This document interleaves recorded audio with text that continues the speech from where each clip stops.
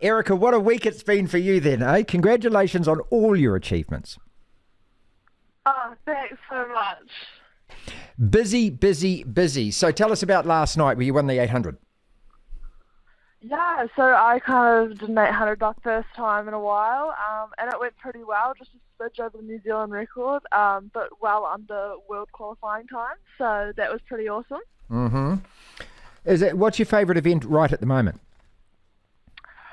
I think my favourite would still have to be the 400. It's hard for that not to be the favourite when you're sixth fastest of all time, Yeah. so that's taking the cake at the moment. I mean, that's extraordinary, isn't it? But I know that, for yourself, you were talking about PBs and things like that, but I know that this is only the start, isn't it? You've got so many more dreams that you want to accomplish.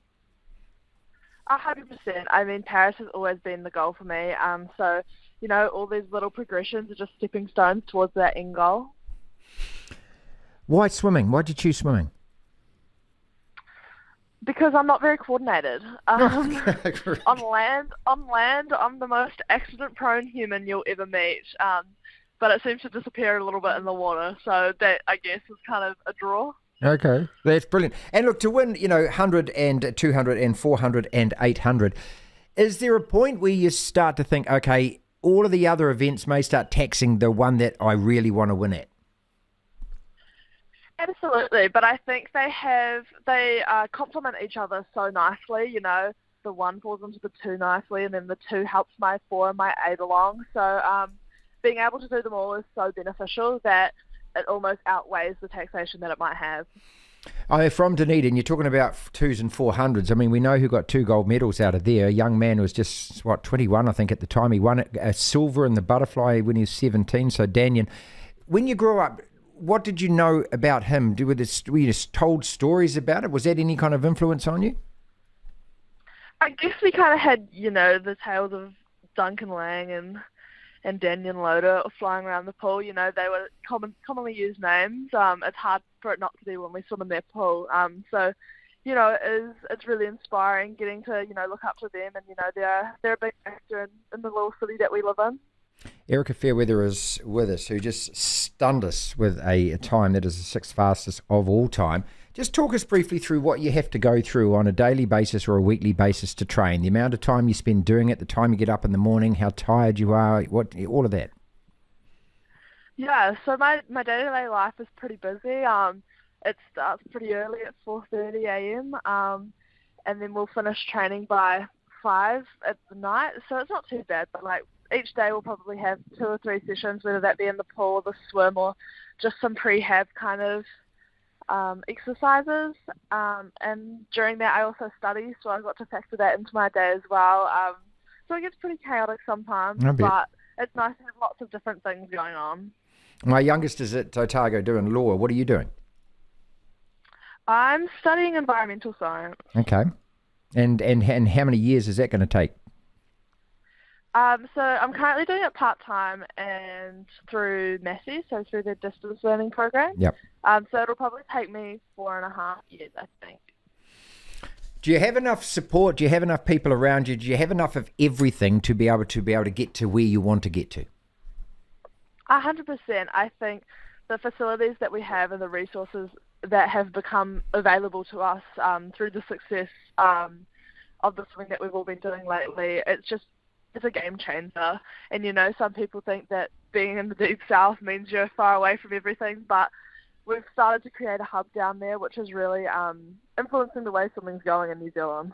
How important is it to you, the other overachievers as well, the other swimmers in New Zealand, because it's such an individual sport, but at the same time, I mean, that's the team that you play with, right? Oh, absolutely. I mean, we go away for weeks on end together. I spend far too much time with these people. My teammates, I see them more than I see my family. So getting along with them really well is so important. So the immediate goal is obviously the world champs. Is that right?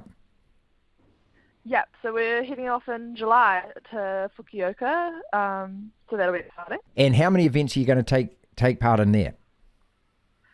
So currently I'm on the roster for the 200 freestyle, the 400 freestyle, and the 800 freestyle, and 2 relays. So the women's 4x2 and the mixed freestyle relay. And are we expecting all of the big guns from all over the world to be at these as well? Yeah, it'll be a stacked field, so some pretty exciting racing. How do you, I mean, 3 or 4 seconds in your specialist event, I mean, that's a heck of a lot to actually, to be able to get. How do you break that down? Do you go in increments and think, I want to go half a second faster here, a second faster there? How do you do it? Well, I guess it seems like a lot, like in the grand scheme of things, but when you break it down into the small parts, it's only like zero point 0.2 of a second per 50 or per 100 or something like that. So, even if that's speeding up into a turn, I've got 7 turns in my race, right? So 0.2 times 7, a second and a half improvement right there. Bang, there you go. And what do you think personally that is the biggest thing that you want to work on? Definitely the skills, in that my swimming speed is up with the best in the world, but my skills are lacking. So if I'm able to refine them a bit more and, get them down to perfection, it's game on. How much are you looking forward to if you make this final, lining up against Ledecky and those other girls like that? Have you ever met them? Have you talked with them? Yeah, I've absolutely met them before.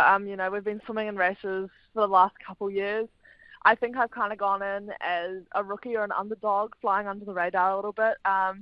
But they'll be a bit more aware of me now, which it's a little bit scary, but it's also pretty exciting because it means, you're one of the big dogs now.